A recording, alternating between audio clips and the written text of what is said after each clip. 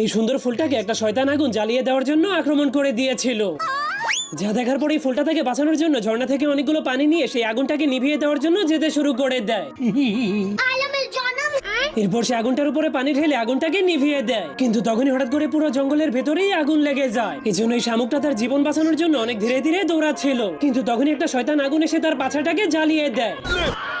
এজন্য সে এতটাই স্পিডে দৌড়ায় যে সে 1 সেকেন্ডের মধ্যেই পানির মধ্যে পৌঁছে যায়, কিন্তু তখন সেই আগুন পুরো জঙ্গলের মধ্যেই ছড়িয়ে পড়ছিল।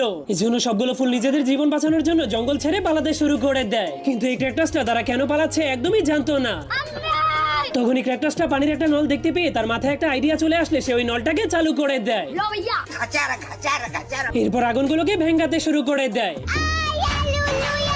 কিন্তু তখন একটা পাওয়ারফুল আগুন পিছন থেকে এসে তাকে আক্রমণ করে দেয়।